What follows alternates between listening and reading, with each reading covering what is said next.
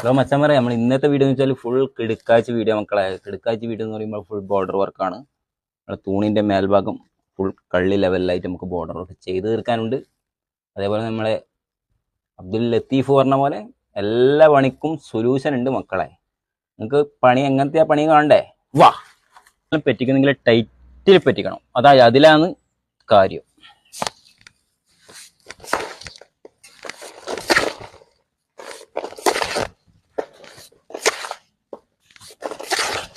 ഇതിലെല്ലാം വെള്ളം കൂടുതലായി കഴിഞ്ഞാലല്ലേ മെയിനായിട്ടുള്ള പ്രശ്നം എന്ന് വെച്ചാൽ നമുക്ക് ബോർഡർ കട്ട് ചെയ്യാൻ കഴിയില്ല. മൂലഭാഗം നിന്ന് ഫുള്ളായിട്ട് താഴോട്ടേക്ക് തൂങ്ങിയിട്ട് ഒരു ലെവലും കാര്യം കിട്ടില്ല. അതുകൊണ്ട് നമുക്ക് ടൈറ്റിൽ തന്നെ ഇത് വെച്ചിട്ട് ലെവലാക്കണം.